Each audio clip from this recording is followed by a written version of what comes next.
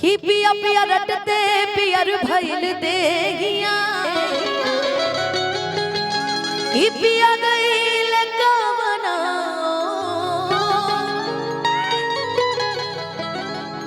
किसे जे पता नहीं को नीक न लागे कि जगले होता भो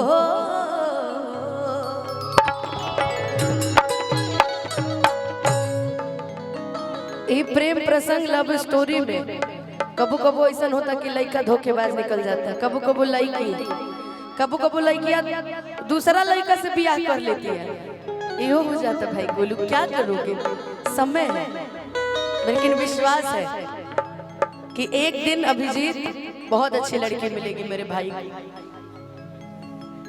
महादेव केदारनाथ जी तुम्हारा बेड़ा पार करेंगे। और मेरा भाई आज जब भी बेगूसराय आती हूँ तो ये चेहरा नहीं दिखाता लेकिन आज दिखाया है चेहरा, है ना। ऐसे एगो लड़की तुम्हारे लिए कह रही है जो आएगी, जो मेरी भौजाई बनेगी कि छाने छाने बदले कि तहरो मिजाज रजऊ हेने देख कि धोखेबाज रजऊ उड़न बाज रजऊ। एक लाइन इसको अन्यथा में नहीं, कोई नहीं लेगा, हम सिर्फ अपने लिए कह रहे हैं, मेरे लिए देखो ये लाइन है कि शिकवा नहीं किसी से गिला नहीं, कि शिकवा नहीं किसी से गिला नहीं, हो नसीब में नहीं था जो हमको मिला नहीं। लेकिन बहुत ऑल द वेरी बेस्ट गोलू, जिस काम में लगे एकदम काम में आगे तरक्की करो, खूब अच्छा बिजनेसमैन बनो। अब जीतवा खान मत बनिए बस, इतना सब लड़की बाज हो गइल बा, ई उड़न बाज नहीं खी लड़की बाज हो गइल बा मेरा। क्या करिएगा, आजकल का लड़का सब पढ़ाई लिखाई नहीं करता है, खाली छौड़ी पटाता है। क्या बात है, क्या बात है, सही है ना जी, खाली सब छौड़ी पटाता है ना।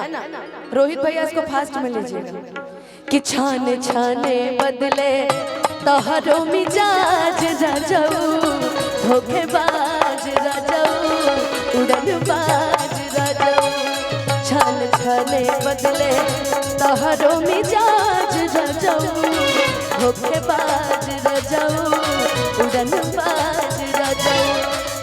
और तहरा यादत से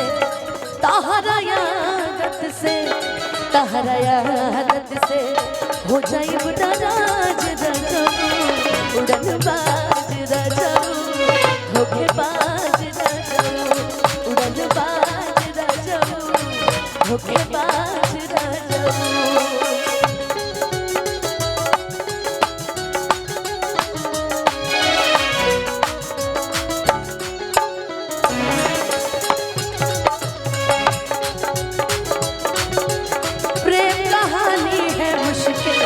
दो लफ्जों में ये बयान हो पाए,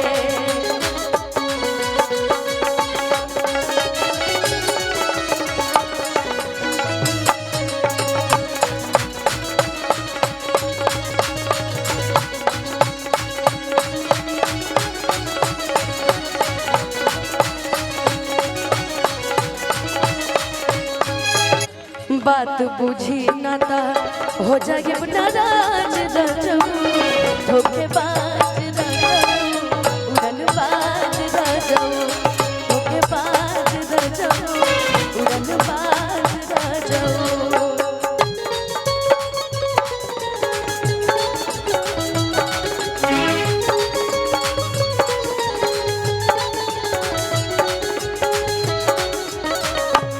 एगो नचनिए कारण कनिया के भुलई रे गइलना, एगो नचनिए कारण कनिया के भुलई रे गइलना।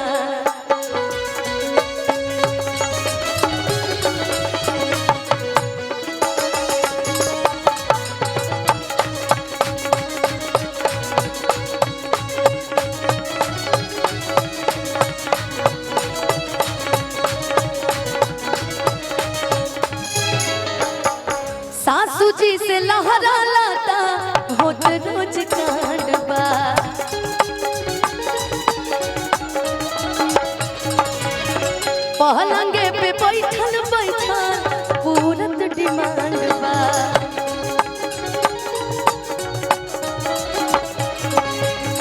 सासू जी से लहरा लाता होते रोज डिमांड बा पहलंगे पे बैठल बैठल पूरत डिमांड बा। लेकिन अनुज एक बात कहे, बैठी रही आप बैठी रही। जानती है एगो बात के हुआ वत नहीं खे, सही बात है ना, के हुआ वत नहीं खे आदत से बाज रजऊ होके बाज रजऊ उड़न बाज रजऊ छन छने बदले तोहरो मिजाज रजऊ होके बाज रजऊ उड़न बाज रजऊ बात बुझी न त बात बुझी न त बात बुझी न त हो जाए गुनाराज रजऊ होके बाज रजऊ उड़न बाज रजऊ होके बाज रजऊ उड़न बाज रजऊ होके बाज रजऊ उड़न बाज रजऊ होके बाज रजऊ उड़न बाज कि धोखेबाज रजऊ उड़न बाज रजऊ। जानती है ये वही में के सुना रहा है एगो लाइन लेके सुन ले कि राह चली लाता टोकेला सुनार सैया जी वे हमार मनोहर सिंह जी कि राह चली लाता टोकेला सुनार सैया जी कि काहे नथिया गढ़वला उधार सैया जी काहे नथिया गढ़वला उधार सैया जी। लेकिन एगो भाव बड़ा सुंदर